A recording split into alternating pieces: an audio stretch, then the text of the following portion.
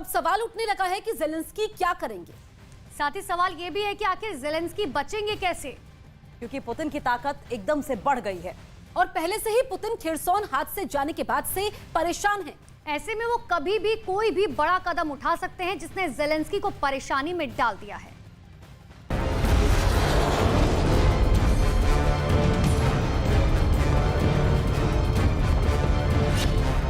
पहले यूक्रेन में ईरान का आत्मघाती ड्रोन शाहिद 136 आया, फिर फतह मिसाइल का जिक्र और अब ईरान की स्पेशल फोर्स। ज़ेलेंस्की क्या करेंगे, ज़ेलेंस्की कैसे बचेंगे? व्लादिमीर पुतिन की ताकत एकदम से बढ़ गई है और ये ज़ेलेंस्की के साथ नाटो और अमेरिका के लिए बहुत बड़ी बैड न्यूज है, जिसे पढ़ पढ़कर ज़ेलेंस्की का ब्लड प्रेशर लगातार बहुत ज्यादा दबाव वाली हालत में है। यूक्रेन में नवंबर में ही पूरा बैटल ग्राउंड बदल गया है। ज़ेलेंस्की को 440 वोल्ट का सबसे बड़ा शॉक पुतिन के सबसे बड़े दोस्त ईरान से मिला है, क्योंकि रूस को जो ईरान ने दिया उसकी वजह से ज़ेलेंस्की की फौज के पैर उखड़ने लगे हैं। सबसे पहले रूस को ईरान से ड्रोन मिले और पुतिन ने उससे लगातार कीव और बाकी यूक्रेन के कई बड़े शहरों पर हमले किए।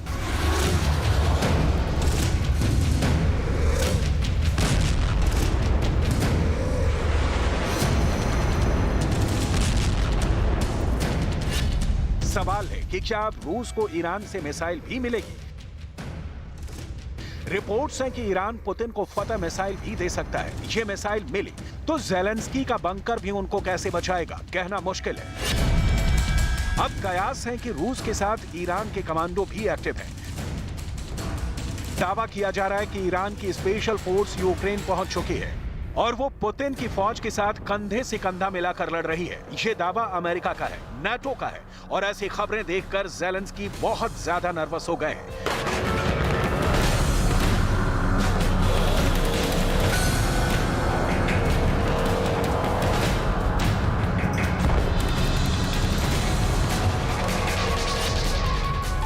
अमेरिका के रक्षा विभाग ने सबसे पहले यह दावा किया कि ड्रोन के बाद ईरान की फौज भी यूक्रेन पहुंच चुकी है। इसके बाद अमेरिका की मीडिया में खबर हेडलाइन बन गई। यूरोप और खासकर ब्रिटेन के अखबारों में यह सबसे बड़ी सुर्खियों में से एक है। इजराइल को तो बड़ा शॉक लगा और उसके अखबारों में इसको लेकर कई रिपोर्ट छपी। अमेरिका के दावे पर सब हैरान है। इन बातों को इजराइल बिल्कुल पसंद नहीं करेगा। ईरान की पहुंच यूरोप तक बढ़ रही है। इजराइल के पड़ोस में ईरान की फौज पहले ही मौजूद है। सीरिया पर चाहे इजराइल बमबारी करता रहे, लेकिन ईरान की फौज मौजूद होने का मतलब है कि इजराइल सुरक्षित नहीं है। देखा जाए तो ईरान को लेकर दावे तो बहुत बड़े बड़े हैं, लेकिन इन सब में सच्चाई कितनी है, ये बड़ा सवाल है। यूक्रेन में युद्ध को लेकर अमेरिका की बातें कितनी पुख्ता हैं, इस पर कुछ भी कहना अभी जल्दबाजी होगी। फिलहाल पूरी दुनिया ने देखा है कि ईरान के ड्रोन कैसे यूक्रेन में कहर मचा रहे हैं। कहा गया कि पुतिन ने तीसरी आंख खोल ली है और अब यूक्रेन के साथ नाटो देखेगा कि पुतिन कैसी तबाही मचाते हैं।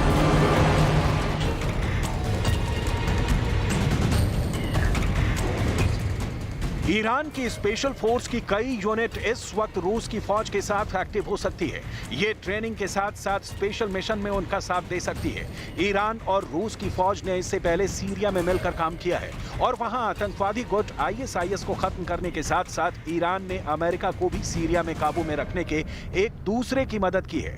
लिहाजा युद्ध में ईरान का अनुभव कम नहीं है और पुतिन यूक्रेन में भी ईरान की टैक्टिक्स से बहुत कुछ सीख सकते हैं। उनके पास कादिरव जैसा कमांडर पहले ही मौजूद है, जिसके चेचन लड़ाकों ने मारियोपोल जैसे बड़े शहर को जीतने में बड़ी भूमिका निभाई है।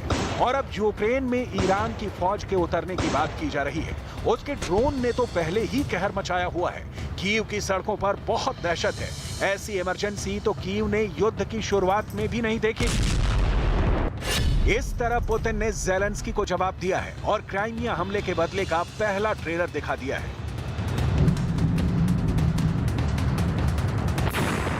खेरसोन से पुतिन भले ही पीछे हट गए हों, लेकिन उनके बदले का कैनवास सिर्फ कीव तक सीमित नहीं रहेगा, इसकी पूरी गारंटी है, क्योंकि अब रिपोर्ट है कि शाहिद ड्रोन के बाद ईरान अपनी बहुत ही खतरनाक फतह 110 मिसाइल भी पुतिन को दे सकता है। यह मिसाइल 300 किलोमीटर की रेंज तक 3 मीटर के सटीक दायरे में हमला करती है।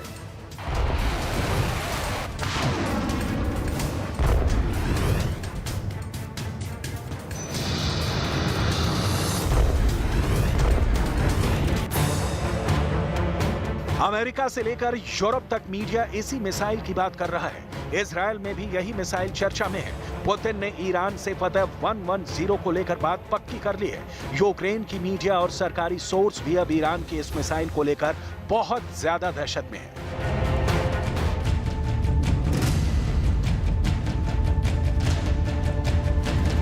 तो जब से जेलेंस्की को रूस और पुतिन के बीच हो रही इस नई डील के बारे में पता चला है, वो बार-बार अपने बयानों में शायद 136 ड्रोन का जिक्र कर रहे हैं, जिससे दुनिया के सामने यूक्रेन पर आने वाली मुसीबत से आगाह कर सके।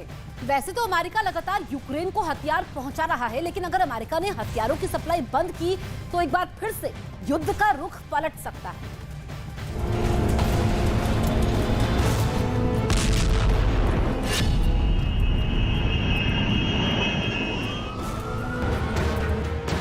जब से ये बात जेलेंस्की को पता चली है, वो बहुत दहशत में है और अब उनकी एक ही डिमांड है कि किसी भी तरह यूक्रेन की फौज को ऐसे एयर डिफेंस सिस्टम से लैस किया जाए जो ईरान के ड्रोन और मिसाइल को काउंटर कर सके। जेलेंस्की अब ईरान को भी रूस के साथ दुनिया का सबसे खतरनाक देश बता रहे हैं और जेलेंस्की ने तो यहाँ तक कह दिया कि ईरान के परमाणु कार्यक्रम को पुतिन का आशीर्वाद मिल गया है।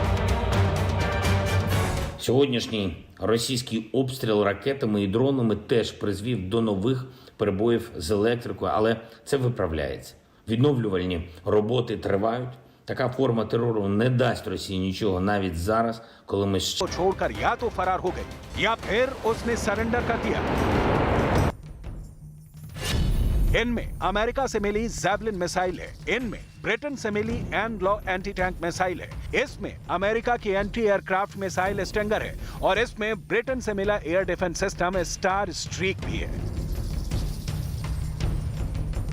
इन 4 हथियारों को लेकर जो बहुत बड़ी रिपोर्ट छप रही है, जो जेलेंस्की के लिए बहुत बड़ी बदनाम करने वाली बातें हैं। अमेरिका से लेकर यूरोप और इजराइल से लेकर एशिया के तमाम अखबारों में यह रिपोर्ट है कि रूस ने ईरान को वो हथियार सौंपने शुरू कर दिए हैं जो अमेरिका ने जेलेंस्की को सौंपे थे। जेलेंस्की की फौज उन हथियारों को मैदान में छोड़कर भागी और वो हथियार अब ईरान के कब्जे में है। जाहिर है इन खबरों से इजराइल बहुत बेचैन है और इजराइल की सेना ने एक बहुत ही बड़ा प्लान भी तैयार कर लिया है ताकि वो ईरान की ताकत को काबू में कर सके और युद्ध के हालात में इजराइल की सेना और उसकी टेक्नोलॉजी ईरान के मुकाबले सवा से साबित हो, इसकी पूरी गारंटी मिले। देखा जाए तो यूक्रेन का युद्ध हथियारों का सबसे बड़ा शो बन चुका है। जेलेंस्की खैरात में मिले ऐसे आधुनिक वेपन सिस्टम का जखीरा इकट्ठा करके पूरी दुनिया में खूब वाहवाही लूट रहे हैं, लेकिन इन इस्तेमाल हुए हथियारों की खेप ईरान भी पहुंच चुकी है और यही बात इजराइल के लिए बहुत बड़ी टेंशन बन चुकी है।